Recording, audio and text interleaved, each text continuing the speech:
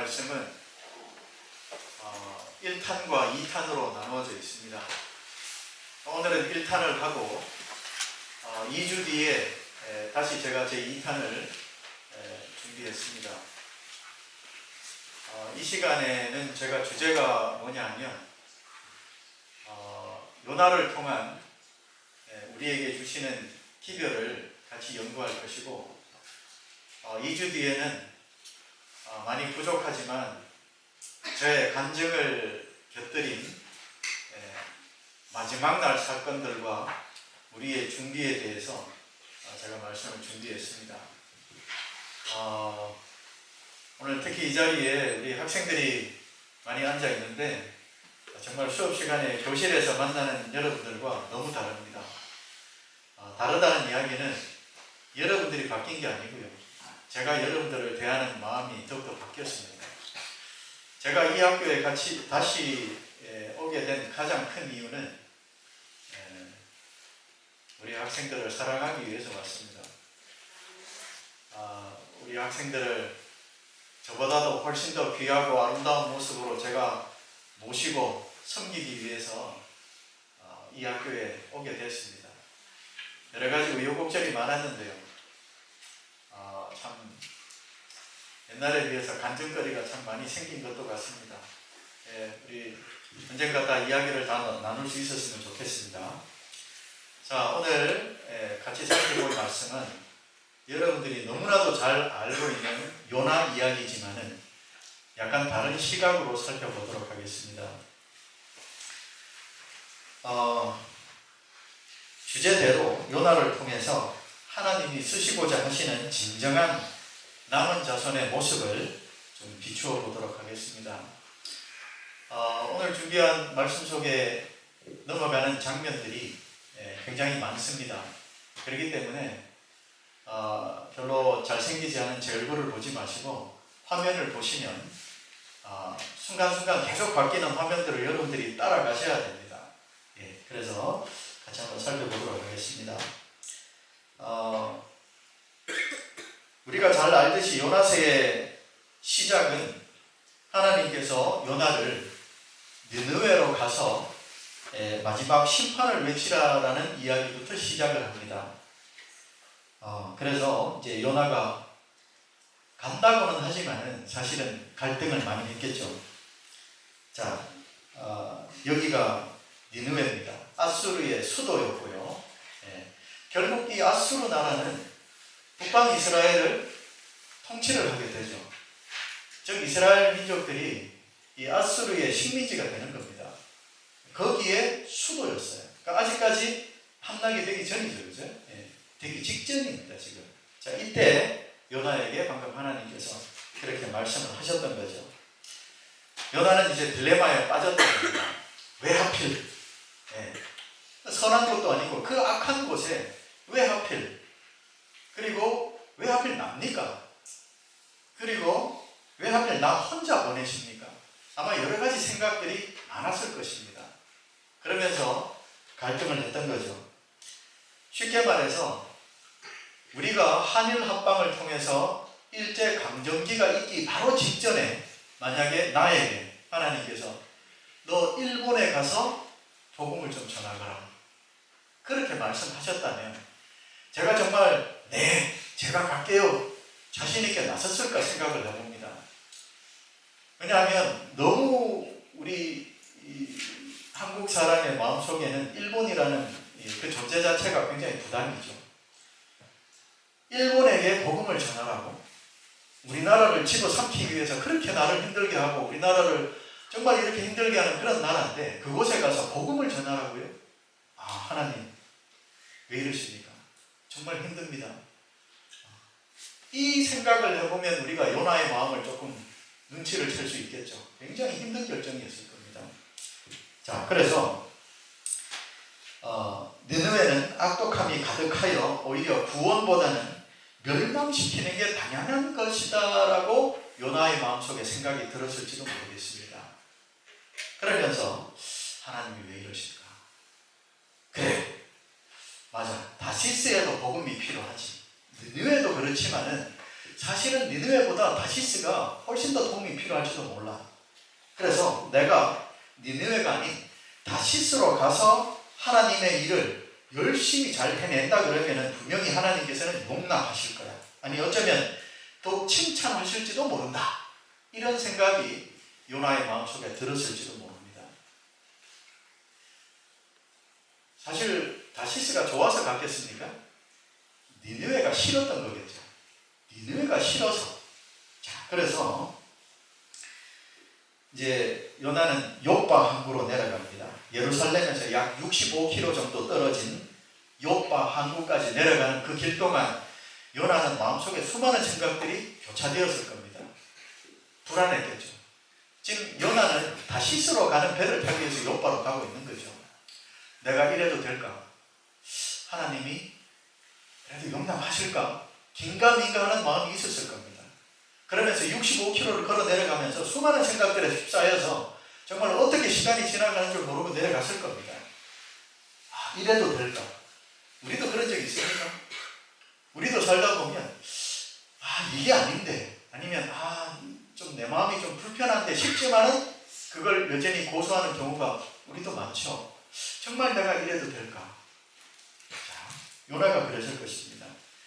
자, 이 그림은요, 우리가 욥바에서 니느웨나 다시스까지 거리가 도대체 얼마나 되는가라는 것을 알기 쉽게 하기 위해서 미국 지도 위에다가 그 당시에 지중해에 있는 지도를 얹어본 겁니다.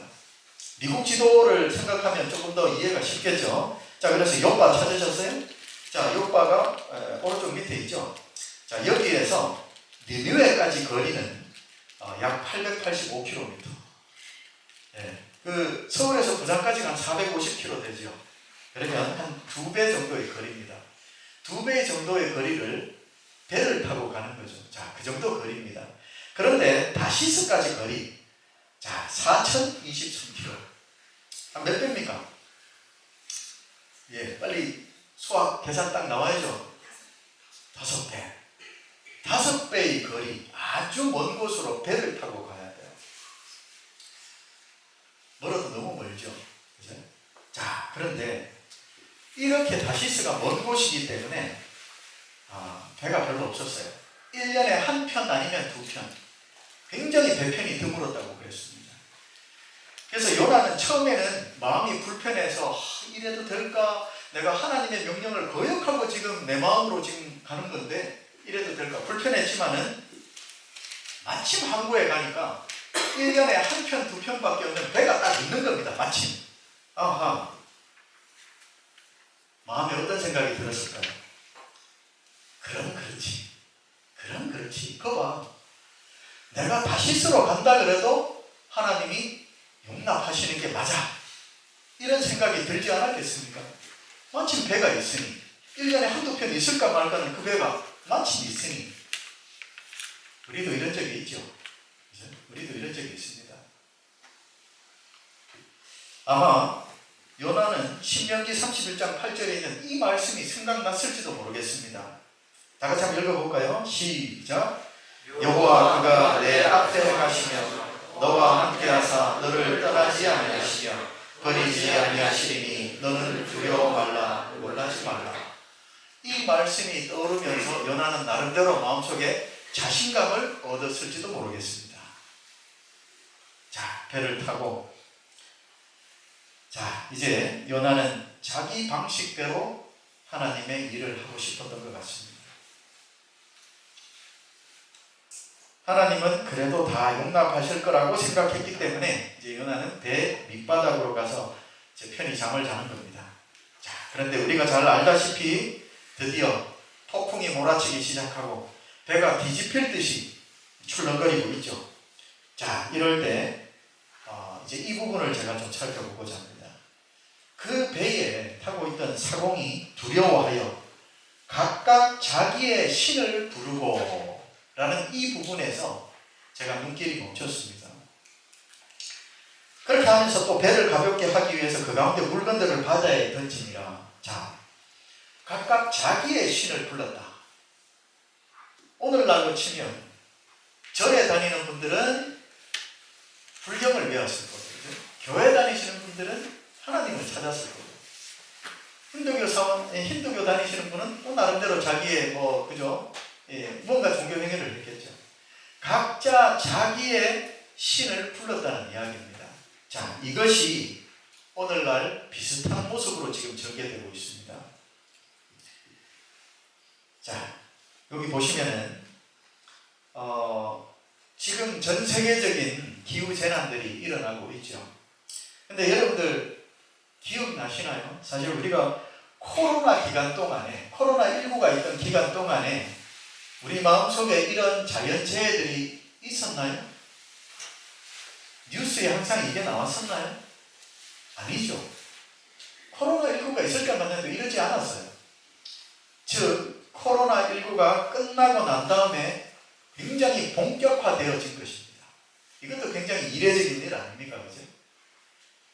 누가복음 21장에 있는 그 온역이 지나가고 난 다음에 이제는 기후재난들이 꼬리에 꼬리를 물고 있고 굉장히 엄중해졌어요. 그 전까지는 별로 없었다는 이야기입니다. 그죠? 자, 이렇게 전 세계적인 기후재난들이 일어나고 있고, 그 다음 단계로 무엇이 대두되었냐면, 이 기후재난은 뭐 때문이다? 태양이 뜨거워지거나 이런 이유가 아니고 탄소 때문이다. 인간이 만들어낸 이 사회의 발달과 함께 수많은 탄소들이 배출되다 보니까 기후가 이래 돼버린 거다. 그래서 방법은 하나밖에 없어. 탄소를 줄이면 우리는 다시 과거로 돌아갈 수 있다라고 하는 이런 말들이 들리기 시작했습니다. 그 시작은 교황이었습니다. 자, 이렇게 지금 보는 이 사진 장면은 바티칸 뉴스 사진입니다. 바티칸 뉴스 홈페이지에 보면 교황과 천주교에서 하는 여러 가지 행사들을 계속해서 내보내고 있죠. 우리 교단으로 치면 재림마을입니다. 그래서 이 뉴스에 이런 글들이 자꾸만 올라오기 시작했죠. 탄소 때문. 뭘 해도 탄소 때문. 또 뭐 지진이 일어났다. 그것도 기후재난 탄소 때문이야. 계속해서 이런 식으로 프레임을 씌우고 있는 거죠. 자, 이런 일들이 일어나고 난 후에 그 다음 단계로 어떤 일이 시작됐냐면 2015년에 딱 10년 전입니다. 딱 10년 전에 교황은 찬미받으소서라고 하는 책을 발간하면서 기후재난에 대비할 수 있는 우리의 방법, 행동 강령을 내립니다. 이 책의 주제는 일요일혁명입니다. 이 책의 주제는 일요일혁명을 내리는 것입니다. 그리고 이 책의 내용에 근거하여 찬미받으소서 7년 여정이라는 것을 시작을 했어요. 그래서 올해가 4년 차예요. 4년 차. 자, 이 책을 통한 교황의 주장은요, 일주일 중 하루를 쉬게 하면 지금 배출하고 있는 탄소의 7분의 1은 줄일 수 있지 않느냐. 어떻게 보면 합리적인 이유가 있네요. 그죠? 하루를 쉬면 탄소 배출을 그래도 7분의 1은 줄일 수 있지 않는가. 그래서 하루를 쉬어야 한다라고 하는 것이 이 책의 골자입니다. 가장 주된 내용이에요. 뒤에서 내용을 좀 보여드리도록 하겠습니다. 자, 이렇게 교황은 7일 중에 하루를 쉬어야 된다는 주장을 이때부터 하기 시작했습니다. 2015년부터 시작해서 계속해서 주장을 하고 있는데요. 자, 이런데도 불구하고 계속해서 지구의 기후재난은 심해지고 있습니다. 자, 일주일 중에 하루를 쉬어야 된다. 근데 계속해서 재난들이 이어지고 있죠. 자, 그래서 드디어 그 다음 단계로 올해 6월 달에 드디어 한국신문에도 일요일혁명이 떴습니다. 모든 근로자 휴식권 보장을 하기 위해서 일요일 강제휴무법을 추진하겠다라고 해서 6월 30일 날 우리 민주당의 박주민 의원을 대표로 해서 3명의 민주당, 정의당 의원이 국회 발의를 하기 위해서 입법 절차를 밟고 있습니다. 그래서 한때 좀 떠들썩했죠. 근데 일이 되어지는 걸 보면 그렇게 쉽게 될 것 같지는 않습니다. 왜냐하면 제가 박주민 의원 홈페이지에 들어가서 질문도 여러 번 했어요. 혹시 그 입법 절차가 어떻게 돼가고 있는지 알 수 있냐. 그래서 공청회는 여러 번 했다고 합니다. 공청회는 여러 번 했는데 아직까지 입법은 준비 중입니다. 이렇게 답이 오죠. 근데 사실은요, 한국이 이걸 독자적으로 추진하기에는 뒷심이 좀 부족합니다. 그래서 사실은 한국이 세계에서 최초로 이걸 하기보다는 아마 미국에서 시작하고 난 다음에 한국은 어쩔 수 없이 뒤따라가는 이런 모양새가 될 가능성이 높아 보입니다. 어떻게 될지 저도 확실하게 잘 모르겠는데요. 그런 움직임들이 보이고 있습니다. 무엇보다도 우리를 놀라게 하는 것은 실제로 일요일 강제 휴무법이라는 이야기를 우리가 지금 듣고 있다는 이야기입니다. 이런 게 작년, 재작년만까지만 해도 꿈에도 생각하지 못하고 있던 일들이 드디어 벌어지고 있지 않습니까? 자, 이렇게 노동자를 위한 일요일 법령을 제정하기 위한 움직임들이 지금 있고요. 우리 뒤에서 트럼프 이야기는 다시 제가 언급을 하도록 하겠습니다. 자, 이렇게 요거는 지금 여기에 나온 일요일 법령은요, 노동자를 위한 일요일 법입니다. 그러니까 우리가 예언의 신에서 말하고 있는 실제적인 일요일 법령은요, 이 위에 종교적인 강제성이 더해질 때 그것이 실제적인 일요일 법령으로 작용을 하게 될 겁니다. 그러니까 처음부터 종교적인 일요일 법령이 내리지 않습니다. 처음에는 이렇게 노동자를 위한 일요일 법령으로 시작해서 이 뒤에 보면 이런데도 불구하고 계속해서 기후재난은 멈추지 않고 더욱더 식량난이 벌어지겠죠. 지금 뭐 가뭄이 생기고 홍수가 나고 불이 나고 결국 이런 일들은 무엇을 가져오냐면 식량난을 반드시 가져오게 되어 있습니다. 그렇기 때문에 이미 동남아와 아프리카는 유례없는 식량난을 이미 겪고 있고요. 내년과 내년을 거치면서 더욱더 식량난은 심해질 것이 거의 확실시하지 않습니까? 자, 이런데도 계속 식량난이 생기고 식량 위기뿐만이 아니고 기후재난도 계속해서 되겠죠. 이렇게 되고 하면서 드디어 이제 칼을 빼들겠죠. 더욱 심해진 기후재난, 식량난, 그리고 도덕적인 타락까지. 지금 미국이나 캐나다 사회에서 차별금지법이 어떤 역할을 하는지 우리는 많이 듣고 있습니다. 상상할 수 없는 일들이 벌어지고 있죠. 그 다음에 동성애에 대한 합법적인 인정들, 굉장히 지금 우리가 위험 속에 살고 있다고 봐집니다. 그래서 이런 여러 가지 재난과 또 도덕적인 타락, 그래서 자녀들을 이러한 이 움직임에서 보호하기 위한 어떤 조치들이 내려질 것이라고 각시대 대쟁터에서 이야기하고 있죠. 자, 이 모습이 이 요나 때 했던 그 사공이 두려워서 각자의 자신의 신을 불렀다는 이야기가 어느 정도 매치가 되지 않나 이런 생각이 듭니다. 일요일에 이런데도 불구하고 계속 이런 재난들이 벌어지니까 그러면 우리가 쉬는 일요일에 뭘 하죠? 우리가 각자 믿고 있는 신을 부르자라는 운동이 추진되지 않겠습니까? 그러면서 우리는 흔히 생각하면 일요일 명령이 내리면 모두가 다 이 지구에 있는 모든 사람들이 다 교회에 가도록 해서 일요일에 예배를 드리게 하지 않을까 생각하는데요. 근데 지금 종교 통합 형태를 이렇게 보면 뭐 어떨지는 모르겠지만은 지금 드는 생각은 꼭 기독교뿐만이 아니고요. 힌두교는 힌두교, 뭐 이슬람교는 이슬람교대로 자기의 신을 경배하되 언제? 일요일에. 그렇게 지금 모양새가 되어가는 것 같습니다. 자, 요나서를 통해서 앞으로 우리가 겪을 이런 상황을 얼핏 눈치채도록 지금 보여주고 있죠. 자, 다시 요나서로 돌아옵니다. 자, 요나서로 돌아와서요.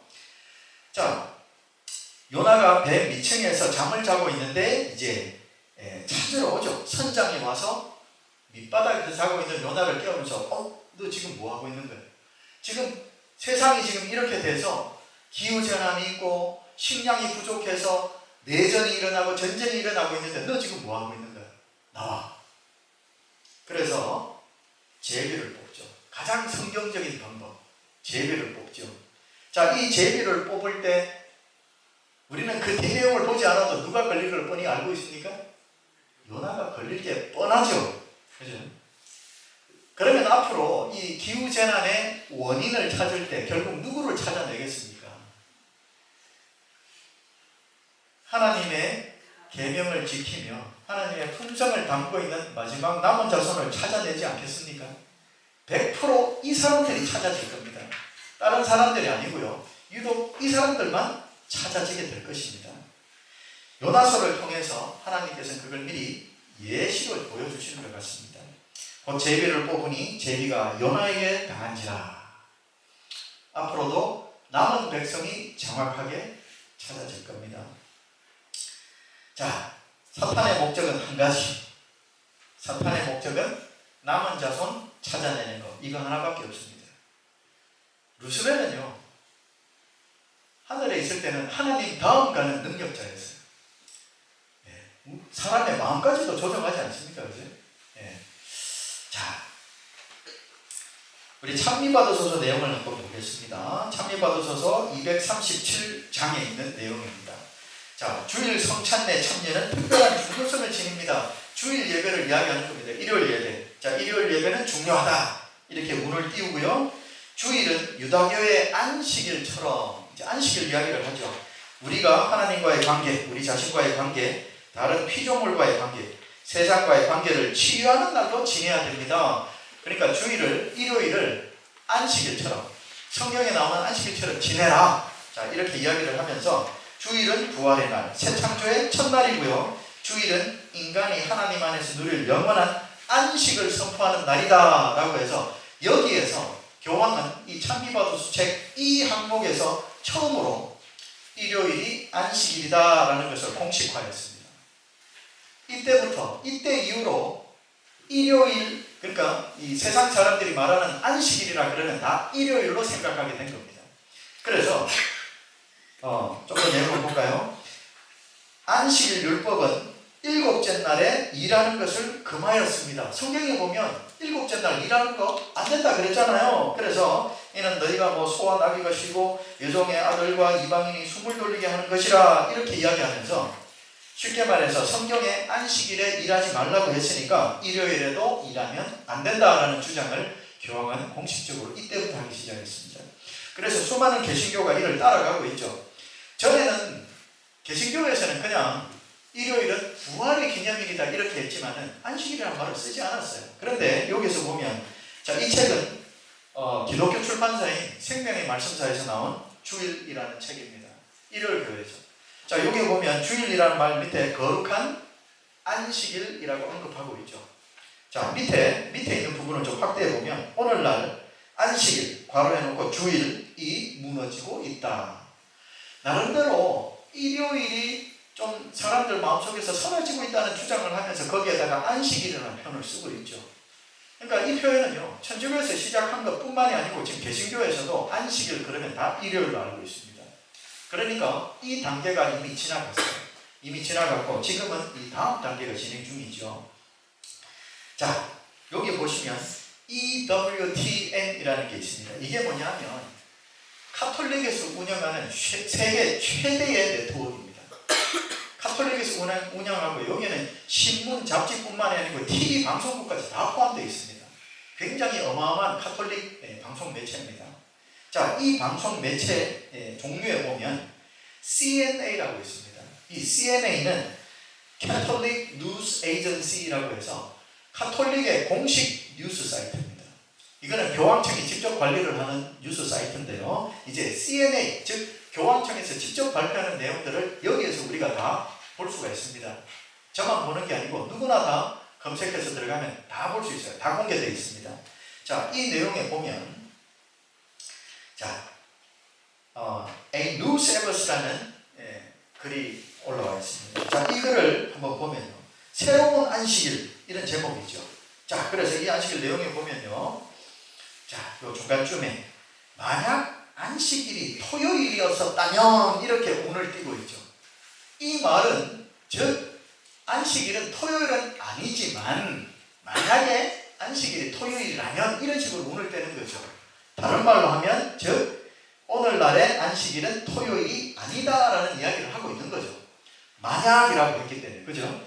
왜 우리가 만약에 안식일이 토요일이었다 그러면 우리가 왜 일요일 강조하겠느냐, 그런 이야기를 하고 있는 거죠.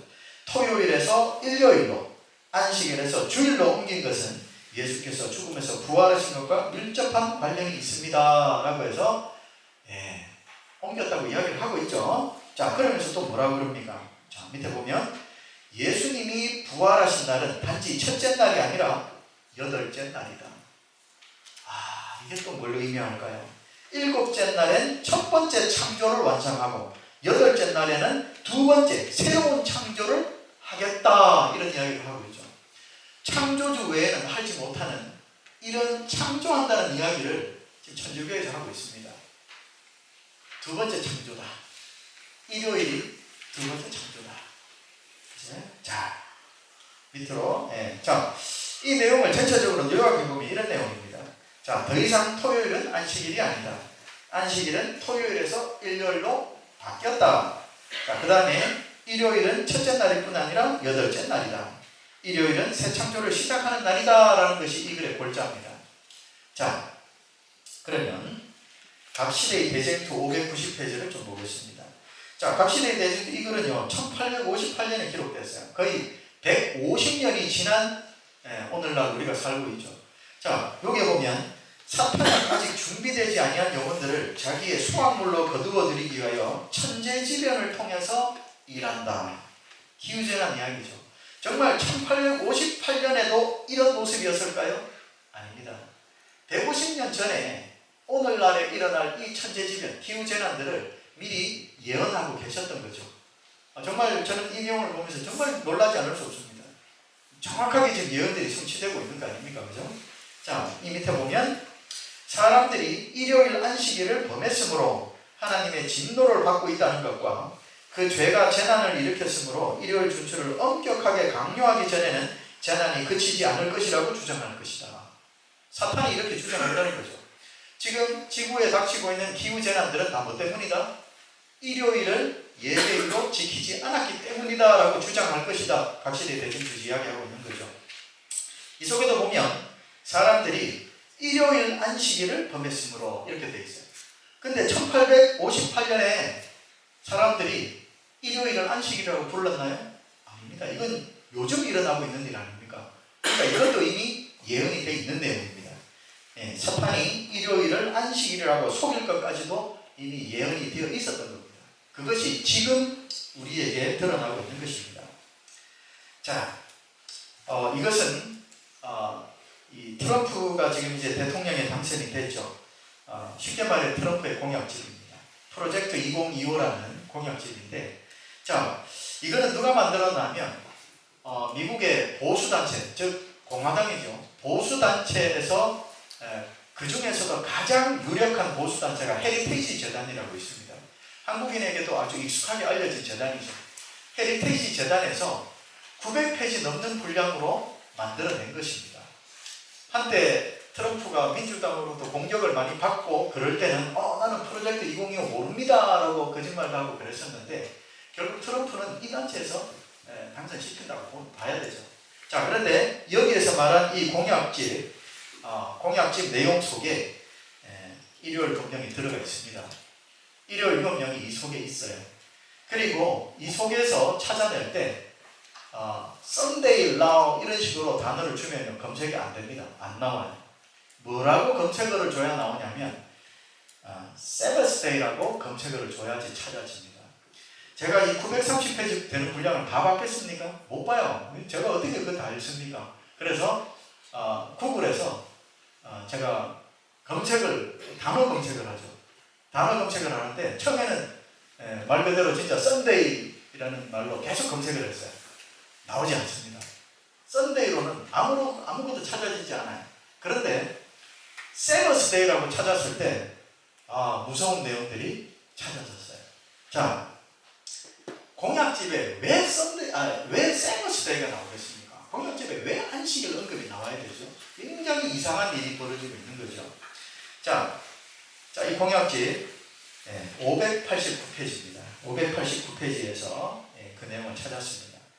자, 소제목에 보면 Sabbath Rest 이렇게 되어 있죠. 안식일, 휴식 이렇게 되어 있어요. 대통령 공약집에 왜 안식일이 등장해야 되지? 굉장히 이상했어요. 자, 그런데 해석을 해보면요, 하나님은 안식일을 쉬는 날로 제정하셨고, 그 다음에 빨간색에 보면 도덕적이고 법적인 규정으로 그 명령을 지키라고 했고, 우리가 함께 휴식을 해야 된다 이런 식으로 일반적인 말로 서두를 말하고 있죠. 왜 안식일을 대통령의 공약에서 왜 안식일을 언급해야 될까? 자, 밑에 보면요. 자, 불행하게도 우리가 쉬어야 되는 그 안식일, 그 휴식의 날은 침범되었다. 예, 특히 저소득층 근로자들에게 침범되었다. 즉 부자들은 일요일 다 지키는데 가난한 사람들은 일하느라고 일요일에 쉴 수 없고 일을 하는 그런 상황이지 않는가, 이렇게 이야기를 하는 거죠. 즉 이 법은 누구를 위한 법이냐면 가난한 노동자를 위한 법이라는 이야기를 하고 있는 겁니다. 자, 그러니까 사람들에게 이상하게 다가갈 리가 없죠. 아, 좋은 내용이다. 그죠? 자, 밑에 이제 법 내용입니다. 자, 여기 보면 FLSA라는 법이 존재합니다. 미국 의회는 노동자들이 안식일, 즉 여기서 안식일은 우리가 일요일이라고 봐야 됩니다. 이거 토요일 말하는 거 아닙니다. 자, 일요일 안식일에 근무할 경우 일반적인 일당급여의 1.5배를 받도록 FLSA를, 이 법안을 개정해서 모두를 위한 휴식을 장려해야 된다. 이게 무슨 말이냐면 FLSA라는 법은요, 이미 바이든 대통령 때 만들어진 겁니다. 바이든 대통령 때 이미 이런 법문집을 마련했어요. 그래서 일요일에, 즉 일주일에 40시간 이상을 일할 때는 우리 원래 받는 월급의 1.5배를 줘야 된다. 그래서 그거 주기 싫으면 일요일에 일 시키지 마라라는 이야기예요. 그런데 이거를 트럼프가 법을 개정하겠다는 이야기입니다. 이 법을. 이 FLSA라는 이 법은요, 올해 봄에 시작된 법이에요. 이 사람들은 일요일에 일해도 된다는 이야기죠. 그죠? 왜냐하면 안식일 지킬 거니까. 이 사람들을 제외한 나머지는 일요일에 일 시키면 안 된다라는 법안입니다. 자, 그러면서 일요일에 예배 안 드리면 불이익을 줘야 한다는 보수주의자들이 있음을 지금 고려하고 있다, 이런 내용이죠. 자, 여기에 보면 우리가 실제로 예언의 신에서 보고 있는 종교적인 일요일 혁명을 언급하고 있습니다. 자, 그 다음 내용을 한번 살펴보겠습니다. 자, 마지막 사건들 125페이지. 자, 같이 한번 읽어볼까요? 자, 시작. 일요일 법령 옹호자들은 자신들이 무엇을 하고 있는지 깨닫지 못한다. 일요일 법령 제정운동은 현재 암암리에 진행되고 있다. 지도자들은 진정한 의도를 숨기고 있으므로 그 운동에 연합하는 많은 사람들은 수면하의 흐름이 어디로 향하고 있는지 알지 못한다.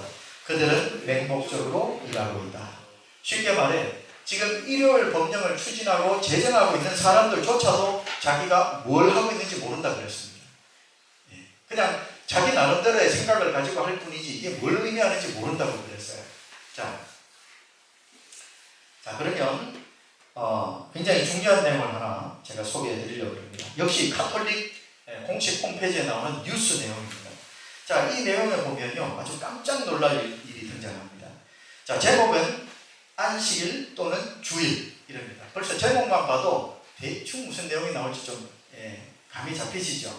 자, 이 내용 앞에 보면 아주 희한한 게 나와요. 보세요. 최근에 우리는, 여기서 우리는 누구냐면 바티칸입니다. 바티칸에 신세계 질서 배후에 무엇이 있는가라는 제목의 80페이지 분량의 소책자를 받았다, 이렇게 합니다. 누군가가 바티칸에, 교황이 지금 있는 바티칸에다가 이 책을 보냈다는 겁니다. 자, 그러면 그것은 원래 100여 년 전에 여기 영어에 보면 Great Controversy 되어 있죠. 각 시대의 대쟁투입니다. 100여 년 전에 대쟁투라는 제목으로 출판되었던 미국은 살아남을 것인가 해서 발췌한 내용을 모은 것이었다. 자, 누군가가 각 시대의 대쟁투 내용을 바티칸에 보낸 겁니다. 그러면서 밑에 뭐라고 하냐면, 자, 드디어 엘렌 G 화이트 이야기도 나오죠. 그 다음에 Seventh Day Adventist 이야기 나오죠. 자, 이러면서 이 책은 제7일 안식일 예수재림교회 창립자인 엘렌 G 화이트가 썼다. 지금 이게 바티칸에서 공식적인 뉴스로 지금 발표한 내용입니다. 그러면서 그 책은 천주교가 신세계 질서의 배후에 있다고 주장한다. 우리가 요한계시록 17장의 짐승이기 때문이라고 주장한다. 공식적으로 선언을 하고 있잖아요. 우리가 바꾼 게 맞다. 천주교가 바꾼 게 맞다. 이야기를 하고 있죠. 자, 그러나 그거는 4세기 콘스탄틴 황제의 시대보다 훨씬 전에 아주 초기에 일어난 일일 뿐이다. 옛날 이야기를 가지고 뭘 그러냐, 이렇게 이야기를 하는 겁니다. 우리가 바꾼 건 맞아. 하지만 하지만 옛날 이야기잖아. 이렇게 이야기를 하면서 넘어가고 있죠. 자, 그러면서 뒤에 보면, 자, 보세요. 지혜로우신 하나님께서는 우리가 일주일 중에 하루를 그분께 특별한 날로 정해야 한다는 것을 아신다. 자, 하나님을 끌어들이고 있습니다. 그래서 하나님이 이렇게 하라 그랬다 이야기를 당위성을 강하게 만드는 거죠. 자, 일주일 중 하루를 여호와께 거룩히 정하라는 것이 하나님의 명령이다 해놓고 그 하루가 언제라고요? 일요일이라. 그 이야기를 하는 거죠. 그러면서 자, 이 내용 저는 깜짝 놀랐습니다. 자, 그러나 특별히 토요일을 지키는 것은 오늘날에는 그저 의식일 뿐이고 아무것도 아니다. 그러면서 밑에 내용 보세요. 제가 별표를 해놨죠. 이 내용이 뭐냐면 그리스도인들의 세례가 할례를 대신한 것처럼 일요일이 토요일을 대신한다. 주일 준수는 짐승의 표가 아니라 그리스도인의 표인 것이다 라고 끝을 맺고 있습니다. 저는 굉장히 소름이 돋았습니다. 이제는 우리가 각 시대의 대쟁소에서 가장 핵심은요, 짐승의 표와 하나님의 일입니다. 그런데 여기서는 이제 천주교에서는요, 이 일요일이 그리스도인의 표라고 공식적으로 이야기를 하고 있습니다. 그러니까 일요일은 짐승의 표가 아니라 그리스도인의 표야. 완전히 거짓말로 거룩한 것 위에다가 자기 걸 올려놓고 있는 거죠. 이런 지경까지 와 있습니다. 지금 이게 뭐 비밀스러운 자료가 아니고요. 여러분들도 이 제목을 검색만 하시면 다 나옵니다. 그리고 구글 번역기 있죠. 번역해보세요. 똑같이 나옵니다. 굉장히 무서운 내용이죠. 이제 이런 내용은 선포가 되어야 하지 않을까, 제가 그렇게 생각이 들 정도입니다. 자, 그래서 이 내용을 요약해보면, 자, 이건 제가 한 말입니다. 요약이 아니고 사탄은 이제 남은 교회의 정체를 지목하고 있는 것 같습니다. 이건 제 생각입니다. 자, 내용을 보면요, 우리 가톨릭은 짐승이 확실히 아니다. 우리가 토요일에서 일요일로 바꾼 것은 인정한다. 그 다음 성경에도 일요일로 바뀌었다고 잘 나와 있다. 일요일은 짐승의 표가 아니라 그리스도인의 표다 라고 이렇게 끝을 맺고 있죠. 자, 너무나도 놀라운 천주교의 뉴스 내용입니다. 자, 그러면 제가 이때까지 봐오던 이런 사건들의 흐름이 있어요. 어떤 흐름이냐면, 자, 처음에 탄소를 줄이기 위해 일주일 중 하루를 쉬어야 한다는 흐름, 계속해서 지금도 계속 진행되고 있는데요. 이런 흐름이 있고요. 또 어떤 흐름이 있냐면 우리 인터넷 속에 검색을 해보면 뭐 네이버에는 나오지 않습니다. 네이버는 너무 차단이 많아서 구글에 보면 있어요. 구글에서 사실 안식일 세버스데이라고 검색해보면 엄청난 양들이 등장을 합니다. 그거는 우리 SDA 교인이 써놓은 글이 아니에요. 전부 다 일요일 교인들, 카톨릭에서 쓴 글들입니다. 그래서 안식일이라는 언급이 엄청나게 증가했습니다. 그리고 그 안식일은 일요일이다라고 계속 이야기를 하고 있어요. 그리고 제7일이 안식일인 것은 맞지만은 그건 현실에 안 맞으니 각자가 원하는 보편적인 하루를 정해서 쉬자라는 흐름이 있어요. 이 흐름은요, 거의 99.9% 유태인들이 주장하고 있습니다. 유태인들이 운영하고 있는 사이트에서 대부분 이런 주장들이 계속해서 흘러나오고 있고요. 지금 흐름으로 볼 때 일요일을 종교적인 휴일로 지금 끌고 가는 이런 운동은요, 유태인 중심으로 지금 전개되고 있습니다. 그 다음 또 어떤 흐름이냐면 단순히 쉬지만 말고 그날에 영적인 활동이 있어야 한다라고 주장들이 계속 나오고 있고요. 그 다음에 사탄이 남은 자손의 정체를 이제는 공론화하고 있는 것 같습니다. 천주교 뉴스 홈페이지에 제7일 안식일 예수재림교인이 등장을 하고 있죠. 이런 뉴스는요, 이 안식일 교인을 지목하는 이 천주교 뉴스는 여기뿐만이 아닙니다. 제가 두세 군데가 더 있는데 지금은 시간 관계상 제가 다 소개드리지 못하고 요거 하나만 지금 갖고 왔는데요, 몇 군데 더 있어요. 그러니까 이런 안식일 교인을 언급하고 있는 공식적인 문서들이 자꾸만 나오고 있습니다. 자, 이런 흐름이 있다는 거죠. 자, 어쨌거나 다시 요나서로 돌아와서, 자, 그러면 요나가 이제 물 속에 빠지고 결국 고래배 속에서 다시 구원은 여호와께 있음을 배운 요나의 이야기로 끝을 맺는 게 아니죠. 뒤에 이야기가 더 있죠. 자, 그 내용을 잠시 보겠습니다. 자, 니느웨 성으로 이제 요나는 가게 됩니다. 자, 그러면서 니느웨는 역시 퇴폐적인 그런 수도였습니다. 자, 그런데 여기서 이제 요나가 외치죠. 느느웨 길이는 3일 길이라고 했습니다.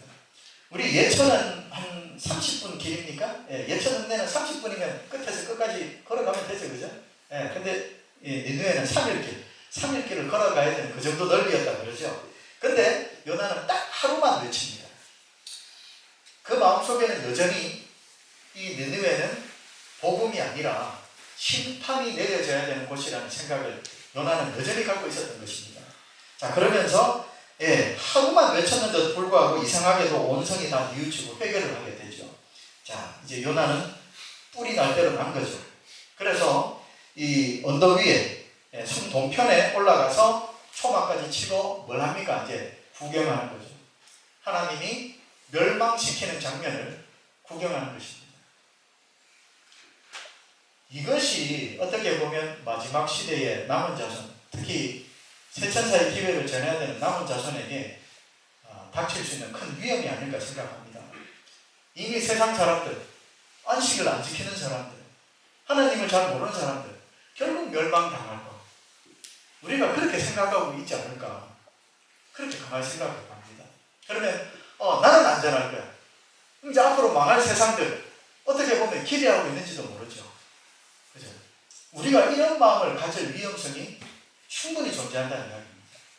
그렇지 않아야겠죠. 자, 그런데 이제 우리가 요나에서 보듯이 요나는요 일단 느느웨부터가 싫었죠. 그리고 그 사람들이 싫었습니다. 우리도 그런가요? 바벨론 사람들이 싫은가요? 바벨론에서 나오라 그랬잖아요. 그죠?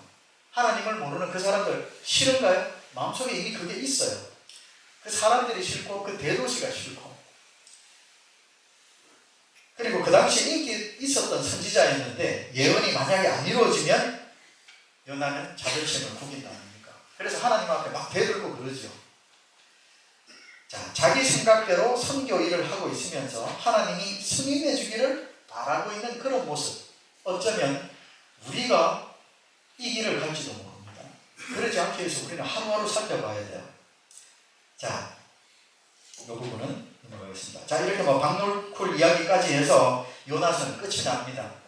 자, 요나는 더 이상 니느웨 사역을 안 하고 요나의 기록은 여기서 끝납니다. 우리가 요나가 구원을 받았는지 안 받았는지 우리는 알 수 없습니다. 이 뒤로도 혹시 요나가 정말 극적인 회개를 하면서 구원받을 수도 있어요. 그죠? 우리는 그 내용은 모릅니다. 하지만 우리가 여기까지 딱 봤을 때 요나는요, 오늘날에 이제 세천사의 기회를 전해야 되는 남은 자손의 한 어떤 배움을 주기 위한 한 인물인 걸로 저는 개인적으로 그렇게 보여지더라고요. 자, 노아의 홍수가 있고 싹쓸이 됐죠. 사람이 다 없어졌어요. 이 뒤로 새로운 민족이 형성되고 아브라함을 통해서 민족들이, 그 다음에 드디어 나라가 생기죠. 유대가 생깁니다. 자, 이러고 있다가 북이스라엘과 남방유다로 갈라지지 않습니까? 이 북이스라엘과 남방유다는 다 멸망합니다. 자, 멸망할 때 북이스라엘은 아수르의 노예가 됩니다. 그 다음에 남방유다는요 바벨론의 노예가 되죠. 자, 그러면 요나는 언제적 인물입니까? 요나는요 요때 인물입니다. 북이스라엘이 아수르의 노예로 딱 잡혀가기 직전의 인물입니다. 왜 요나를 이때 니느웨로 보냈을까요? 니느웨는 지금 이 아수르의 수도잖아요. 곧 이스라엘 민족들이 잡혀갈 그 나라의 수도라는 겁니다. 거기에 왜 요나를 보내려고 하셨을까요? 전 이 예언의 신을 보면서 수많은 생각들을 해봤습니다. 자, 어쩌면 하나님은 왜 하필 악함이 가득한 니느웨로 요나를 보내셨을까? 아마도 곧 노예로 잡혀가게 될 아수르의 수도 니느웨로 요나를 먼저 보내셔서 왕에게 하나님을 알게 하고, 그래서 이스라엘 백성들의 고통을 덜어주는 그 역할을 요나에게 하나님께서 맡기셨는지도 모를 일입니다. 어쩌면, 그죠? 왜냐하면 그 비슷한 예를 우리는 바벨론에서 찾아보게 되죠. 남방 유다에도 마찬가지로 똑같은 인물이 있었습니다. 직전에. 누굽니까? 다니엘과 세 친구였죠. 다니엘과 세 친구를 왜 하필 이때 바벨론의 노예가 되는 이 시점에서 왜 그리로 보내셨을까? 자, 어쩌면 곧 노예로 잡니다. 자, 예수님이 위하여 죽으셨던 그 한 사람의 영혼의 무게를 요나는 알지 못했습니다. 그는 하나님의 명령을 따르지 않고 자신의 생각과 자신의 계획으로 자신의 자존심을 지킬 뿐이었습니다. 그래서 니느웨는 바벨론의 다니엘의 역할을 한 사람이 없었습니다.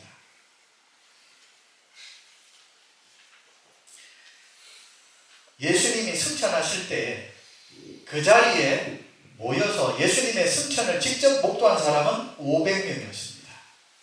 500명이 예수님이 직접 승천하는 모습들을 다 봤습니다. 그때 예수님께서 하신 명령, 성령을 받기 전에는 예루살렘을 떠나지 말라라는 명령을 내리셨죠. 자, 이 명령을 받은 500명 중에 오직 오순절에 성령을 받기까지 예루살렘을 떠나지 않고 계속 기도하고 있었던 사람은 120명. 그러면 나머지 380명은요? 어디 갔습니까? 예언의 신에는 나오지 않습니다. 근데 우리가 이런 건 좀 유추해 볼 수 있겠죠. 380명은 어쩌면 나름대로의 이유를 대면서 예수님의 명령을 어기고 고향으로 돌아갔을지도 모르겠습니다. 예루살렘에 남아있었더라 그러면 다락방에 있었어야죠. 근데 그 당시에 예수님이 돌아가시고 굉장히 위험한 상황이었죠. 예루살렘에서 여차 잡히게 되면 또 죽는 그런 일들이 벌어지지 않습니까? 굉장히 위험한 가운데 예루살렘에 계속 남아있는다는 것은 어쩌면 굉장히 힘들었을지도 모릅니다. 그때 어쩌면 요나처럼 니느웨가 아니라 다시스로 가도 되지 않을까. 그래서 내가 사는 저 고향에도 일이 많아. 거기에서도 영혼 구원해야 되는데 꼭 여기서 해야 돼? 거기서도 내가 얼마든지 예수님 전할 수 있는데, 만약에 그렇게 해서 자기 고향으로 돌아갔더라면 이 380명의 나머지 사람들은요, 성령 없이 간 겁니다. 성령 없이 여전히 나는 예수님의 제자야 라고 하면서 성령 없이 일을 했다는 이야기죠. 얼마나 허무한 일입니까? 성령 없이 했다는 거예요. 그죠? 이게 오늘날 우리에게 시사하는 바는 크다고 생각됩니다. 자, 우리 학생들 이런 생각 많이 하죠. 자, 학생들, 나는 어느 대학 가고 싶어요? 앞으로 어떤 직업으로 뭘 하고 싶어요? 그런 생각 많이 하죠. 자, 나는 바텐더가 되고 싶어요. 이건 제가 만났던 학생 중에 한 명이었어요. 바텐더가 되고 싶다고 그럽니다. 그러면서 이 직업을 통해서도 영혼 구원할 겁니다. 자신있게 이야기를 하더라고요. 비록 술을 통해서긴 하지만 한 영혼을 구할 수만 있다면 하나님이 제 기도 들어줄 거 저는 믿어요. 싫어합니다. 싫어. 바텐더 시험도 극적으로 통과했어요. 기도 응답 맞죠? 이렇게 이야기하는 걸 들었어요. 어떤 내용입니까? 어떤 모습이에요? 내가 하고 싶은 걸 이미 정해놓고 있는 거죠. 내가 하고 싶은 걸 정해놓고 있으면서 하나님이 그걸 인정해달라고 하나님께 기도하는 거 아닙니까?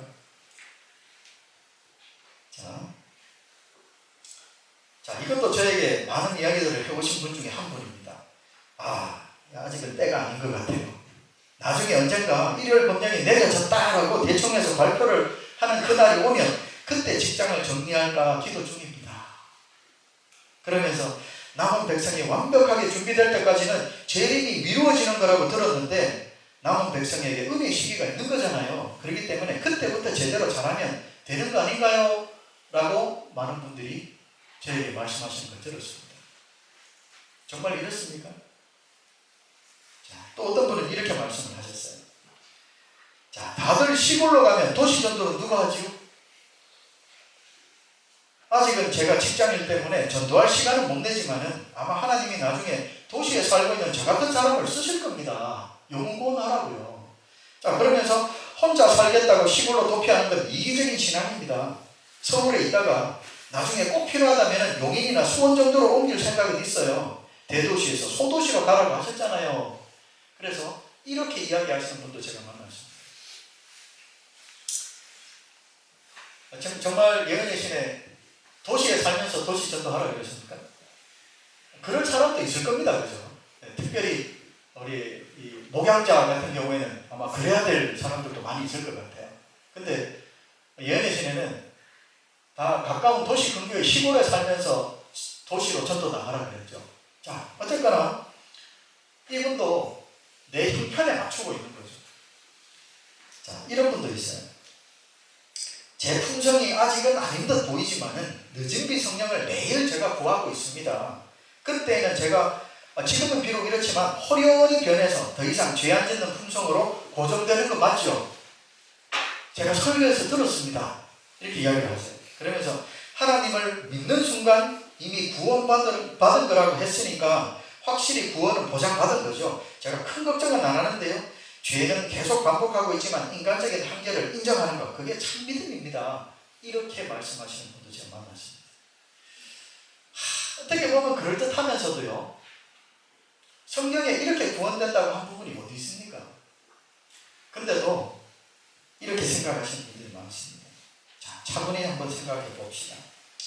지금 많은 사람들은 어쩌면 내 자신까지도요, 내 자신의 형편과 처지에 맞춰서 하나님의 명령을 자의로 해석하고 있는 사람이 많은 것 같습니다. 지금 내가 이 단계에 있으니 일단 여기서는 어쩔 수 없고, 그래서 하나님이 분명히 시편 139편 1절부터 10절까지 내용 다 같이 한번 읽어보겠습니다. 시작. 여호와여, 주께서 나를 감찰하시고 아셨나이다. 주께서 나의 안고 일어섬을 아시며 멀리서도 나의 생각을 통촉하시오며 나의 길과 묻는 것을 감찰하시며 나의 모든 행위를 깊이 아시오니. 계속. 내가 주의 신을 떠나 어디로 가며 주의 앞에서 어디로 피하리까. 마지막. 주의 손이 나를 인도하시며 주의 오른손이 나를 붙드시리라. 여러분들, 우리는 굉장히 럭키합니다.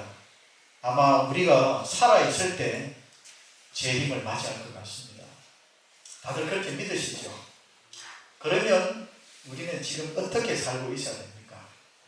지금 어떻게 살고 있어야 되며, 어떻게 하는 것이 수천 년을 기다려오며 마지막 때 일을 하도록 준비시켜온 남은 자손의 자세가 되겠습니까? 어쩌면 우리는 계속해서 내 자신의 형편에 맞춰서, 내가 아직 자식들이 학교 다니고 아직 내가 대출금 아직도 많이 있어요.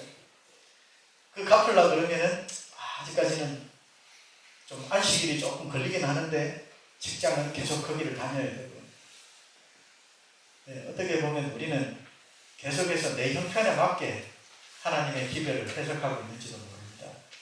우리가 그 모습을 벗어버리기 전에는 앞으로 어떤 일이 벌어지고 어떤 영혼 구원이 벌어지고, 이 이야기는요 제3자의 이야기일 뿐입니다.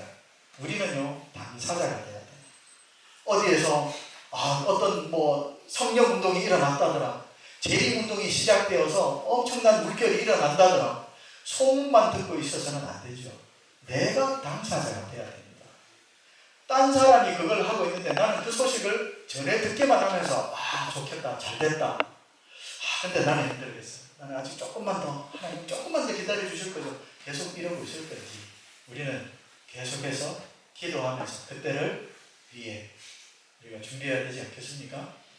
우리 다음 시간에는 이거에 이어서 저의 감정과 그 다음에 추가되는, 어떻게 하면 우리가 변화될 수 있고 또 어떻게 하면 구원을 받을 수 있는지, 그 내용에 대해서 제가 그 말씀을 2주 뒤에 다시 준비하도록 하겠습니다.